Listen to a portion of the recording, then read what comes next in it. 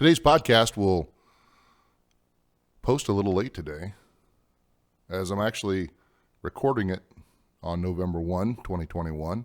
I typically record it the weekend before, but scheduling, I had to record it this morning. As a matter of fact, normally it would have already posted, but we're going to get it up today. So what are we talking about today? Well, today we are talking about the behavior of sleep. Now, I've done podcasts before talking about how to regulate your sleep, how to sleep better, how to make the most out of your sleep. But today we're going to actually talk about what happens in the brain and the behavior itself of sleep. So this gets a little nerdy. I hope you like what we have to talk about. So that's the first thing that we need to talk about is the behavior of sleep. Sleep is a behavior. You're not unconscious when you sleep. A lot of people believe that once you go to sleep, you're unconscious, but not so. This is an actual human behavior, and it is considered necessary for the brain. There are a couple studies out there that I found interesting because I thought for most of my life that the body needed sleep. Well, the studies show that the body does need rest, but it's not the same as needing sleep. The brain needs sleep. The brain requires it to function properly. And when we sleep, there's a lot that goes on in our brain. So it's not like our brain is shut down, it's just in a different state of activity. So having said sleep is behavior, we are motivated to find a warm place that is comfortable and usually dark to sleep when we get tired. Part of the idea of it being warm is that our body temperature drops when we sleep. It's part of the process. Now, most people will be familiar with one of the stages of sleep. However, there are a total of 4, at least as the American Academy of Sleep Medicine categorizes them.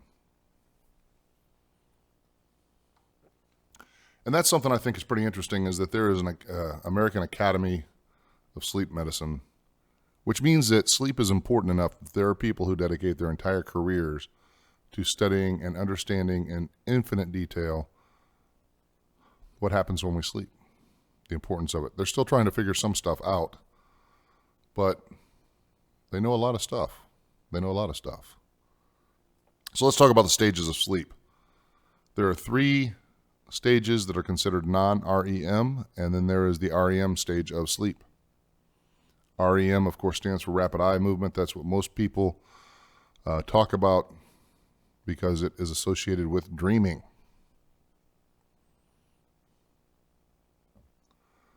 We're going to talk a little bit about electroencephalograms. It's a really cool, long, painful word that I will say EEG instead. And EEG is basically measuring brain frequencies. What wave of frequency is your brain releasing during different activities and different behaviors? But when you're awake, you typically run between 8 and 12 hertz. That's average human being. 8 to 12 hertz, you get measured when you're just awake and doing your thing.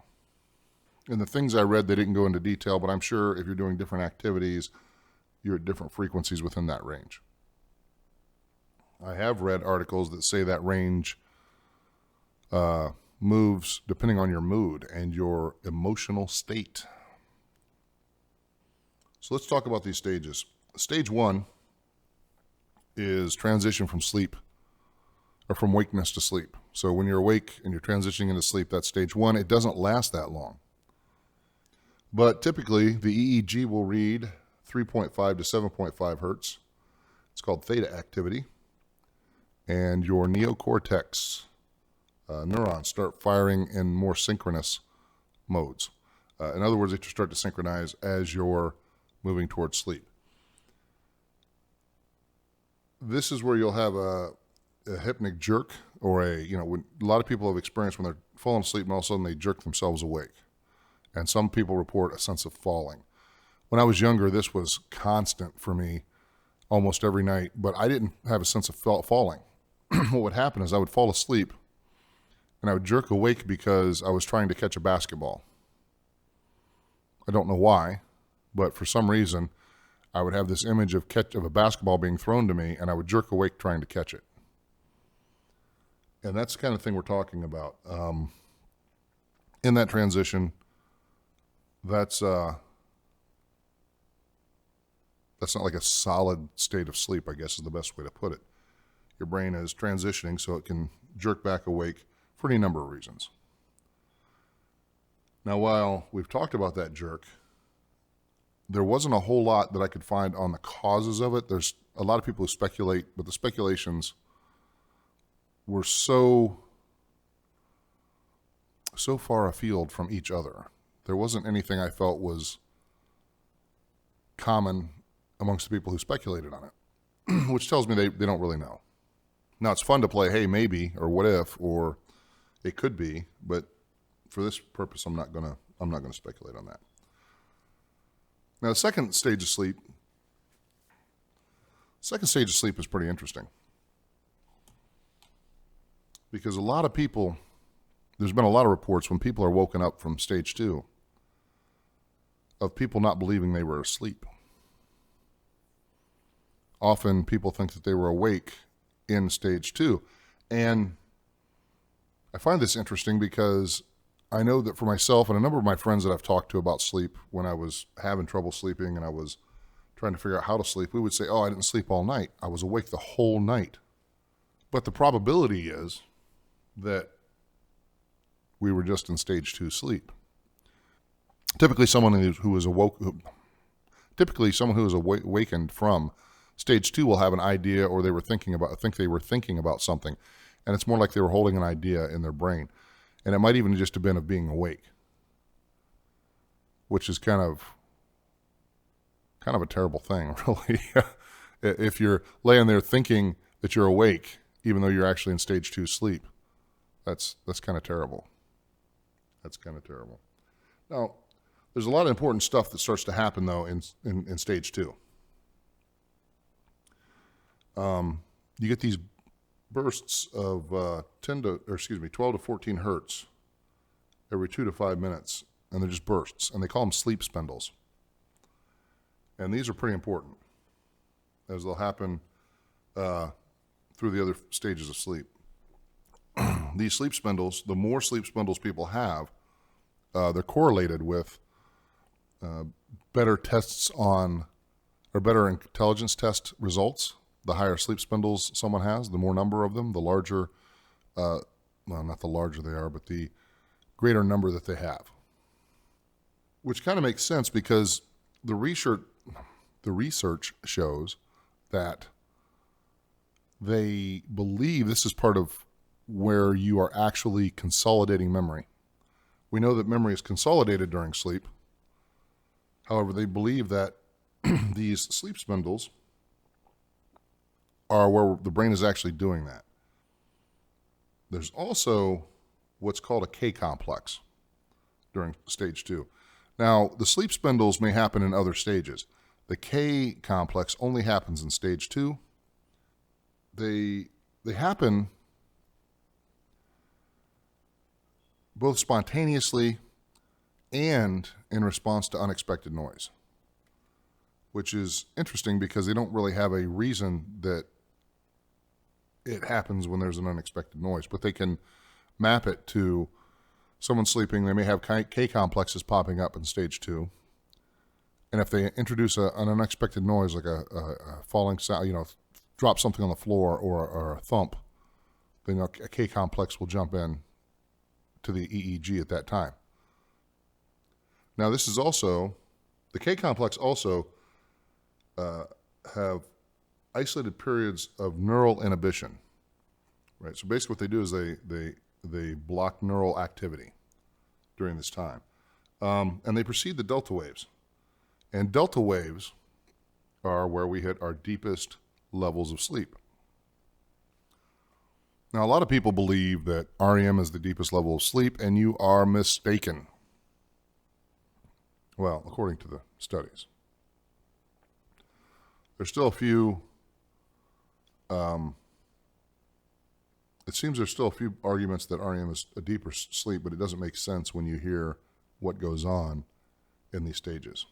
Because in stage 3, you have your delta activity. Now this is where your frequent, the EEG shows less than 3.5 hertz. These are very slow, low-speed brain waves. So this is really commonly accepted as the deepest level of sleep. And this makes sense because if you're awoken from stage 3 sleep, which most of us have, at least as a kid, been awoken from this stage 3, then you're disoriented, you're groggy, it's hard to focus, it's hard to get your head back in the game. It takes a minute. I know my days in the Navy, I got awoken from stage 3 a few times, and it was hard to orient myself. Sometimes it's hard to figure out where you're at. It's just, that is where you're at your deepest point, and that's where you get your real rest. And then you move into rapid eye movement, which is the REM sleep. When you go into REM sleep, you enter a state of paralysis, so your body doesn't react to the dreams that you're having. At least that's what it's understood to be, because REM sleep is associated with dreaming. If you're awoken from REM sleep, you will most likely, even if you don't remember the dream, you will report that you were dreaming, although you don't recall what. What I personally find even more interesting is that during your dream, your O2 consumption and your cerebral activity are super high. Again, this may tie into memory consolidation. It may tie into any number of other things. Coping mechanisms, they don't really have a lot of good, solid data that agrees, although there's lots of speculation as why we need to dream. There's also some speculation as to why some of us remember dreams, or more of our dreams than others. And some people don't remember any dreams. They know they were dreaming, but they don't remember any. I personally remember some of my dreams, although not all of them. There is also speculation that we dream in black and white, while others argue that we do dream in color. I don't know, because for me, there are specific dreams that I specifically remember colors. Specific dreams, specific colors, yeah. There are dreams that I remember specific colors, outstanding, and it may be something that's, post-dream, I don't know. But I do remember colors from specific dreams. Where you process visual imagery is highly active during REM sleep. Now, the actual nerves that carry visual information are not. So this is similar to hallucination, is the easiest way to put it, during your REM sleep. What I found was also interesting is that although REM states are directly linked to sleeping, there are some dream states, some activity that happens they say it doesn't happen all the time, and they say it doesn't happen to everybody, but there are cases where in your deepest sleep, there is some dream-like activity, very similar to the REM sleep for some people. And in those cases, it's not all the time necessarily either. While dreaming is mainly REM, there is in that stage 3 the possibility of having some dreams. Again, this goes back to the mystery of the brain. The brain itself, as much as we know about it, has a lot of mystery left in it, because it just isn't that cut and dry. And from person to person, there are enough unique minor variances that it's not like saying, hey, your bicep pulls the forearm up when it contracts. We know this. We know that when a bicep on your arm contracts, it pulls the forearm towards the body. The brain's not that simple or cut and dry. Now,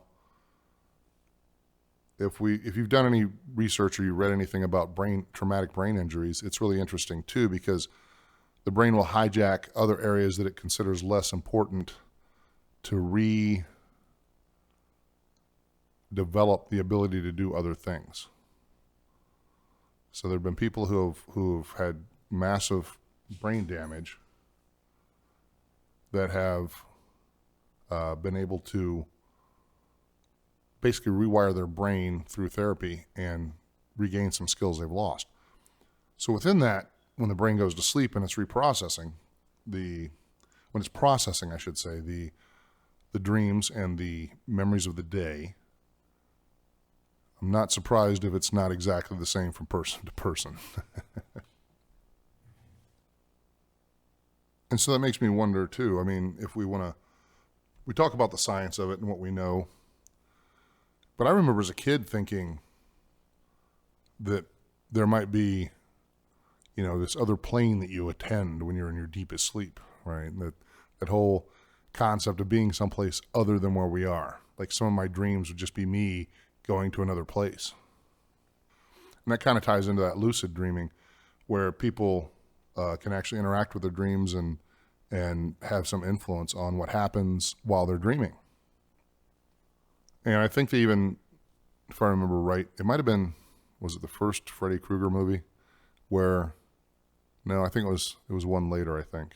I don't know. Anyway, one of the Nightmare on Elm Street movies, lucid dreaming was how they got Freddy by learning how to become dream warriors. Kind of taking that concept of lucid dreaming to that whole next level. Oh, no, there's one other thing that I found interesting about REM sleep.